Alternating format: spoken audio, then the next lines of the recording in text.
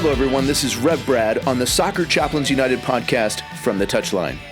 Today's podcast is part of our Lesson from Lasso series, so if you're short on time, when you hear that Ted Lasso theme song, you can skip ahead a minute and get right into the pod. Apple TV's Ted Lasso show has been very popular, and a lot of what we see on the screen gives a glimpse of life at a football club. Being around a professional team for some 25 years, I thought I would offer a chaplain's perspective on some of what we see in each episode. There are some great lessons to be learned, whether you're a person of faith or not. You might be an athlete, a coach, or simply a fan of the beautiful game. I think you're going to find a lot of clever and creative wisdom in this series. Thanks for joining us today. Here we go with another lesson from Ted Lasso. He's found the space, and he's found the back of the net. Just a little off foot, thinking he's going to go far post. Not strong enough with his right hand. Whips that one in. Far post, almost made him ends, and they have. He has the hat-trick. The second in his career. The third of the night. The hat-trick hero. Talked about you're not going to be able to sustain that kind of pressure. To the corner. Goes towards the near post. And you're the angle, and what a goal! What a goal!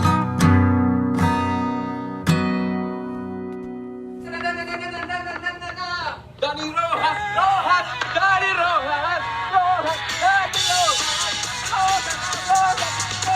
Rojas, Hey, hello coaches. Thank you for the opportunity. You are a spirited fella, Danny. Just go on out there and get the striker spot for us, okay? Just like back in Guadalajara. You say it, I do it, coach. Football is life. And with that, a breath of fresh air comes into the Richmond locker room and into our lives as we meet Danny Rojas, the striker from Guadalajara, Mexico. Football is life! I've been around professional football long enough that when you meet the Danny Rojas of the locker room, they really tend to be a special person.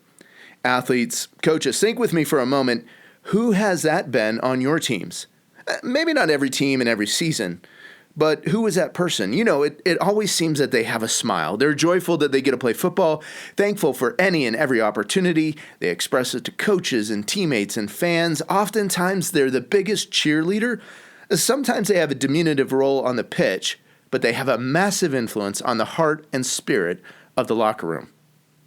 In 25 years around pro soccer, there are several names that come to mind of players and even a few coaches who exuded that kind of joy and exuberance of Rojas.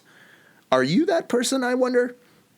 Danny's phrase, football is life, which has now become more visible and marketable today because of the popularity of Ted Lasso and the show, has its own story behind it. If you haven't read the story behind actor Cristo Fernandez, the actor who portrays Rojas, I encourage you to do so. The article I read shared about how for Fernandez, football was life until it wasn't. But his parents had encouraged him to pursue other dreams and talents, not to ignore his education. And those different pursuits allowed him to find more beyond football. And when a knee injury ended the possibilities of a career, he went on to other things that ended up with him using his football talents later on. Well, football is life. For many, this axiom seems to hold true. But it reminds me of the words of Jesus spoken some 2,000 years ago. He said, I am the way, the truth, and the life. John 14:6. He also spoke about being the bread of life in John 6:48. Jesus also made the claim to be the resurrection and the life in John 11:25. Throughout the Bible, Jesus makes other claims, and there's associations and parallels that are drawn between him and having to do with life or eternal life. And I believe this makes a fascinating study, but let's just consider these three phrases or statements. Because I think Jesus appeals here to things that are often representative of the biggest struggles for us in our life, whether we're a footballer or not.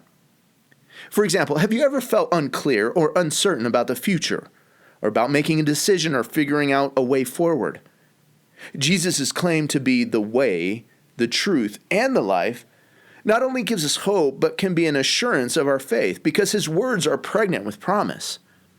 As we encounter those moments of uncertainty in life, pursuing Jesus and his will and desire for us will lead us into pathways, opportunities, moments, if you will.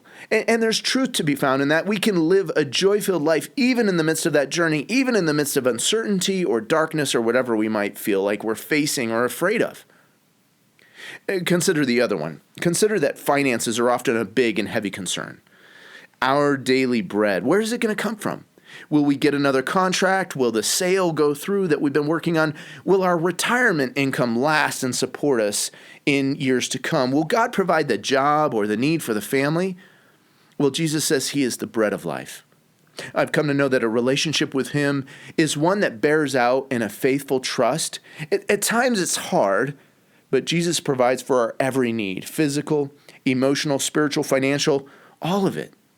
A relationship with Jesus isn't a religious experience that we have one day a week or in a one moment in time kind of moment. It's a daily companionship and journeying that sustains us, heart, mind, and soul. Finally, the last one, the biggest threat to footballers, it seems, is injury and aging. And these are natural progressions which are a result of death and decay, but they're really scary for all of us if we're honest. And Jesus gives us hope in the face of the scariest thing this life has to offer. In the midst of death, he claims he is the resurrection and the life eternal, that is. When we realize that this life is not all there is, I think it can free us to have joy and peace and freedom, and we can enjoy things like football and relationships and this journey of life God has us on. Football is life, but only in as much as we have Jesus as a source of eternal life in our lives. Well, thanks for listening to this lesson from Ted Lasso. This is Rev Brad coming to you from the touchline.